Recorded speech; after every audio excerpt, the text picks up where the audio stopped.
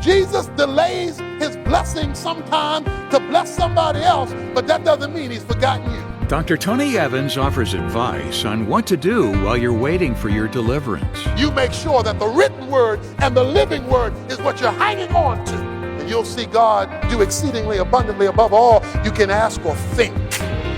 This is the Alternative Broadcast, featuring the timeless biblical teachings from the archives of Dr. Tony Evans. Many of us say we want to follow hard after God. But is it God we're pursuing, or just some quick deliverance when times get tough? Dr. Evans will talk about the difference today as he takes us to Mark chapter 5. Let's listen.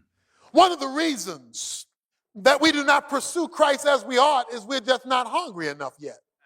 Because you know how it is when you get real hungry. Only food matters. This lady has a bunch of issues. We're introduced to her in verse 25, and a woman who had a hemorrhage for 12 years. So she is physically drained because she's losing blood. So she's got some physical issues. She also has some financial issues. Because according to verse 26, she had consulted many physicians and had spent all she had. Not only did she have physical issues and financial issues, she had social issues. Because you see, in this day, when you shed blood, you were viewed as unclean and were cut off from family and friends and society. Because if you shed blood, according to Old Testament law, anyone you touched became unclean with you. So she's got social issues. But now, if you've got physical issues, financial issues, and social issues, I can assure you, you have psychological issues. Because that kind of stuff messes with your mind. She also had spiritual issues. When day after day, week after week, month after month, year after year, you're going through one issue after another issue. And you know, it's okay to go through an issue every now and then. We all have our issues. But it's bad when your whole life is an issue. In verses 21 through 24, we're told Jesus, verse 21, had crossed over the sea. In verse 22, one of the synagogue officials named Jairus came up and upon seeing him fell at Jesus' feet and treated him earnestly, saying, "My little daughter is at the point of death. Please come and lay your hands on her that she may get well and live." And he went off, and a great multitude was following him and pressing in on him. It is at the story of this synagogue official that this woman shows up. In other words, this woman gets in the way of somebody else's blessing. Jesus is met by this rich, influential, religious, popular leader. And this man says, "Would you come heal my sick daughter who is dying?" Jesus says, "I will go and heal your daughter." It's on his way to heal this man's daughter that this woman shows up. Please notice some interesting distinctions. We don't know the name of this woman. It's never given. Because this woman is a nobody. Nobody knows who she is. Her name is never mentioned. Yet we hear the name of the big shot. Jairus says, everybody knows him. He's significant. He's somebody. In fact, when Jesus goes to heal his daughter, it says, and the crowd pressed him. Everybody wanted to see what was going to happen at the big house. When he went to Jairus' daughter to heal her, because everybody wanted to see what would happen to the man of influence. This lady was there by herself. This man had money. She had none. This man had popularity. She had none. A nobody comes to Jesus while he's going out to help a somebody. That is the context of this story. You will see how it ends in a moment. Verse 27 says, after hearing about Jesus, word had got out Jesus was in town. Now, money. You've been to every doctor, tried every specialist. When nobody will talk to you because you're ceremonially unclean, it's not a bad idea to try Jesus. She heard Jesus Christ was in town, and she came up in the crowd behind him. In other words, she didn't want to be seen. Why would you want to be seen? You're unclean. Why would you want to be seen? This could be one of your bleeding days, and it could be a very embarrassing moment. Why would you want to be seen? She is embarrassed, tentative, timid, and she sneaks up behind him, and the text says to touch his coat. Now, why does she want to touch his coat? Well, the text tells us in verse 28, for she thought, it is in her mind, if I touch his garment, I shall be made well. Now, this is deep. We're getting some tall cotton here. The woman is thinking, nothing else has worked, don't have any money, life is ruined, family won't talk to me, depressed, discouraged most of the time, but if I can touch Jesus' garment, I believe getting that close to Jesus will turn my whole situation around and address my issues. You mean Jesus can do what the doctor hadn't done? You mean Jesus can do what the bankers can't fix? You mean Jesus can do what the psychologists and the psychiatrists haven't been able to unravel? You mean Jesus can do what my family was unable to support me in doing? She said, well, I have learned that they cannot help me, but if I can grab his garment. Now that raises the question, why his garment? We are told that the woman didn't only want to touch his garment. She wanted to touch the hem of his garment. Well, that tells us a little bit more. See, all we read here is he wants to touch her garment, but the harmony of the synoptic gospel says she didn't just want to touch any place on his garment. She wanted to touch the lowest place on his garment, the hem. First of all, to touch the hem of anything, you got to get low. So in order for her to get where she wanted to go, she had to hit a knee. Because if you're serious about coming to Christ, you got to know how to get low. That is to come in humility and dependency and not in pride and independence. She has to go low to get to the hem. But there's something else about the hem you need to know.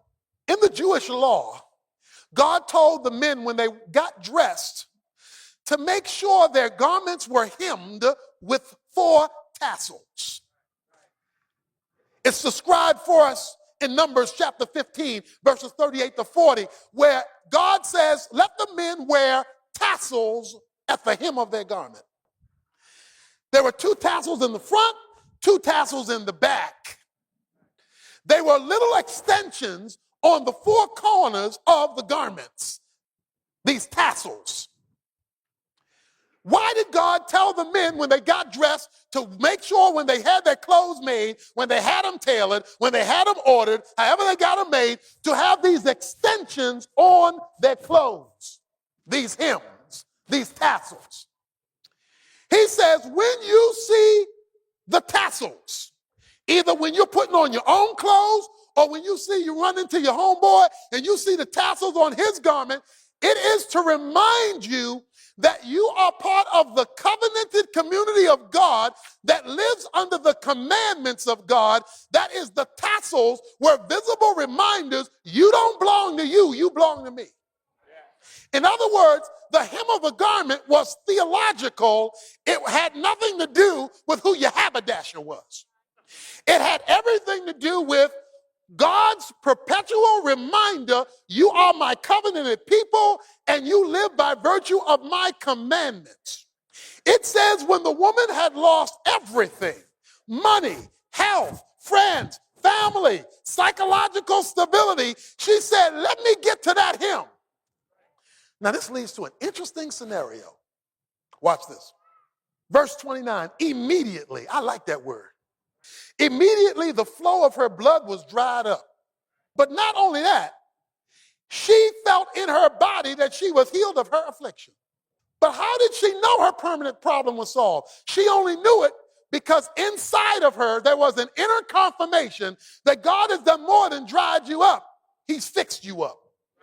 There was this inner sense that she had heard from God. And by the way, church, that is the work of the Holy Spirit, to give you inner confirmation about what God has done before a doctor has even told you.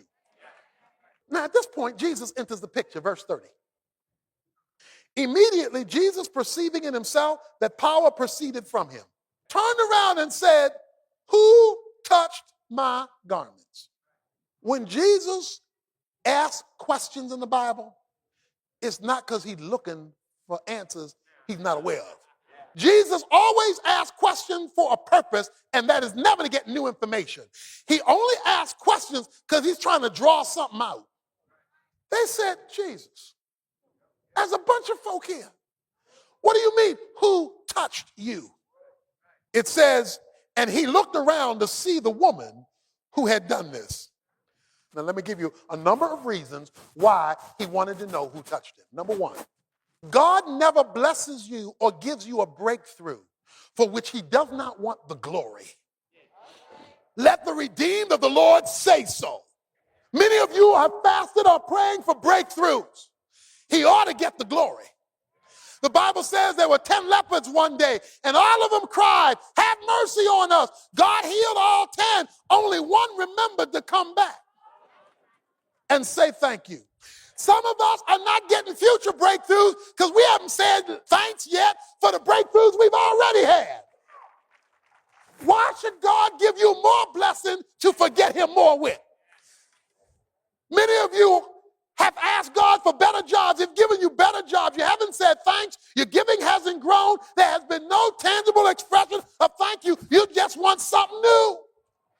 This woman, when Jesus calls her, falls down on her face. She obeys Psalm 50, verse 15, which says, when God comes through for you, give him glory.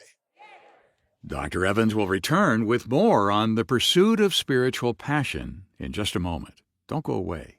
As we anticipate the new year, we want to not only end this year strong, but go into the new year able to take advantage of all the opportunities that God has brought our way for the transformation of individual lives, for the building of strong, biblically based families, for strengthening churches, and that's what we're committed to do. Your generous financial support will help us to be strong because we're not going to back down, we're not going to back away, and we're not going to compromise the truth of this book to placate the secularism of the society. Stand with us, will you? Stand strong by us with your generosity and your prayers, because you know we hold tightly to this word, a word that the world desperately needs today. Visit tonyevans.org to give. That's tonyevans.org. Thank you for your generosity. The alternative is entirely listener-supported. We rely on your generosity to keep this ministry going. Visit tonyevans.org or call 1-800-800-3222 to show your support today. And as our way of saying thank you, we'll send you Tony's complete series called Soul Starved, Journey to the Source. This 12-message collection explores how God uses desire, discipline, and dependence to draw us closer to himself. It's a journey toward intimacy with God that can positively impact every other area of your life. And for the next few days, along with the audio series, we'll also send you Tony's powerful book, God Himself.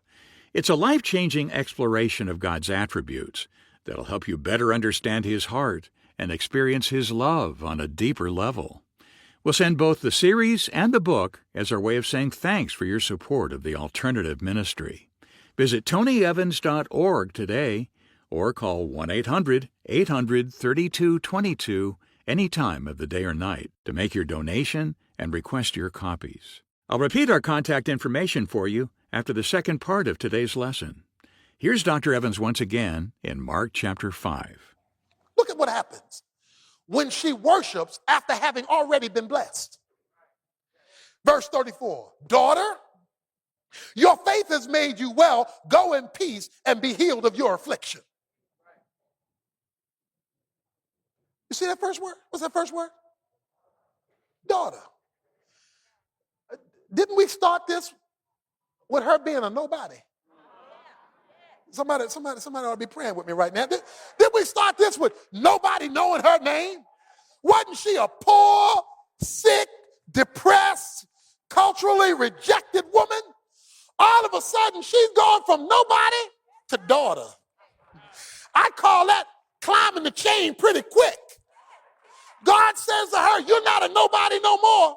In fact, you such a somebody. I didn't call Jairus son. I call you daughter. You now, we now hooked up. We now tight. We now have an intimate relationship. I have upgraded you. And see, when God touches you, you know you're not a nobody anymore. When God touches you, you know you are a somebody because now he knows you not only by name, but by relationship. Daughter. Your clout has changed. You're not an ordinary lady anymore. You're daughter. You're part of the family now. But then he throws in what we might call a bonus blessing. It's a bonus blessing. He tells her, go in peace. Now, for Jesus to call you out public like that, because this is public. Remember, there's a crowd. And one of the problems today is we have too many secret agent Christians. Too many spiritual CIA representatives. This woman, early in the process, was sneaking, not to be seen, coming up behind Jesus so nobody would know who she is. Now Jesus is going to call her out publicly and say, daughter. She went from unclean to being daughter. In other words, Jesus changed her reputation publicly on the spot. Now everybody else had to look at her differently because Jesus looked at her differently. She was no longer a social outcast. She was daughter. And then he says, go in peace. Now, the word peace is the word shalom. Shalom is not merely have a nice feeling on the inside. I'm having a peaceful day, meaning, there's no turbulence in my life. I'm relaxed. That's a little tiny definition of shalom.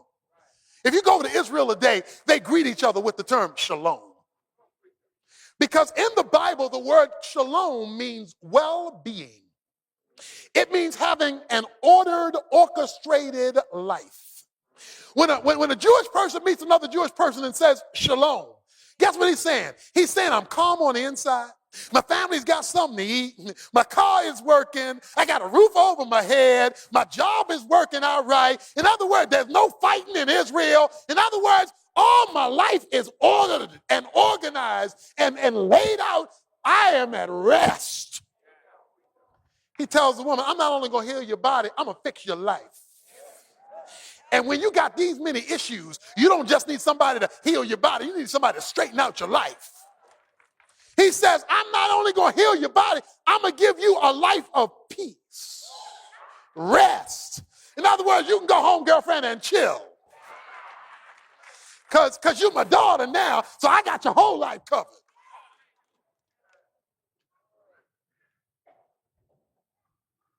So Jesus says, tell me who touched me so we can get this thing out in the open so I can do all the stuff I want to do.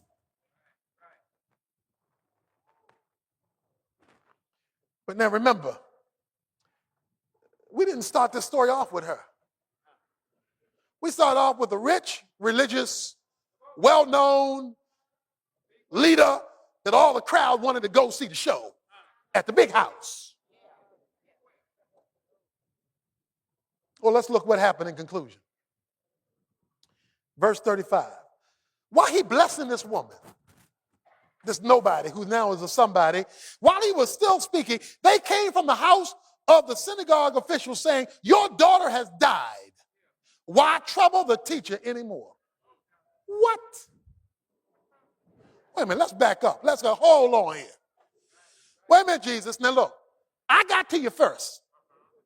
I met you when you got off that boat, told you, come here, my daughter. On the way, this nobody comes in and stops you. Not only that, it would be okay if you just let her touch the hem of your garment and you keep moving, but now you want to conversate. While you were conversating with this nobody, my daughter died. In other words, watch this now, you giving her her blessing caused me to miss out on mine. You taking care of her caused you not to be there to take care of my daughter. You fixing it for somebody. Have you ever felt like that? Lord, why are you helping her and you're not helping me? Why are you giving her a husband? You're not giving me a husband. Why are you giving him a better job and you're not giving me a promotion? And sometimes it looks like God has remembered somebody else and forgot you. That's the situation. While Jesus is helping one person, somebody else dies. But that's also why he said, who touched me? Because when the woman went public with her testimony about what God could do, that created more faith in Jairus to believe that the God who dealt with the person who got in the way is the same God who can deal with you when things get worse. Because the verse goes on to say, but Jesus, overhearing what was spoken, said, do not be afraid any longer, only believe. I know things look worse, but I had that in my mind on my way down here. You keep believing. This woman ought to be a testimony. That's why you got to give a testimony. You got to give a testimony because somebody next to you, things are not going well for. In fact, it may be worse. They may be mad at you because Jesus stopped by your house before they got to his house. But what they want you to know, what God wants you to know is, even if things are getting worse for you, the same God who took care of them on his way to you can take care of you even when the baby dies. Even when things are worse, your God is able. So keep believing. Don't throw in the towel. Don't give up. Jesus delays his blessing sometimes to bless somebody else, but that doesn't mean he's forgotten you. God hasn't forgotten you, saint. He hasn't forgot your issues. He hasn't forgotten your daughter. But on the way, he may want to do some other things in between that will prepare you for even greater miracle. For which is the greater miracle? To heal a dying daughter or to heal a dead daughter? To heal a dead daughter is greater than healing a dying daughter. So he wanted you to know, even though I'm going to take my time to get there, let me do a few miracles along the way so that you know when I arrive, I can cover your back too. What Jesus Christ wants you to know is he got you covered. He hadn't forgotten you. Some of you are wondering how come he's blessing everybody else and hadn't got to your house yet. And your things are getting worse because he wants to do something greater when he arrives. He wants to do a greater thing when he shows up.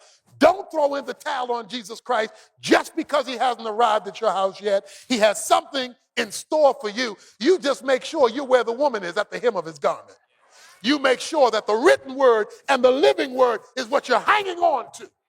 You hang on to that even when the issues of life have failed you. And you'll see God do exceedingly abundantly above all you can ask or think. You will see the hand of Almighty God operating for you. Dr. Tony Evans, talking about the deliverance God has waiting for us when we reach out and take a hold of him. You know, when your spirit feels parched, it's not more of the world you need, it's more of God. In his book, God Himself, Tony helps us rediscover the power, majesty, and nearness of the one who alone can satisfy our deepest longings. It's the perfect companion to his current series, Soul Starved, Journey to the Source. They're both our gift to you, and thanks for your donation in support of the alternative ministry. To take advantage of this offer, visit tonyevans.org, where you can find all the details right on the homepage. Or, if it's more convenient, just give us a call at 1-800-800-3222, where a member of our friendly resource team is ready to assist with your request any time of the day or night. Again, that's online at tonyevans.org or by phone 24/7 at 1-800-800-3222. What separates Christianity from other faiths comes down to the difference between religion and relationship. On Monday, Dr. Evans talks about the importance of pursuing a deeper, more intimate connection with Christ in a timeless lesson drawn from the life of Moses. Be sure to join us.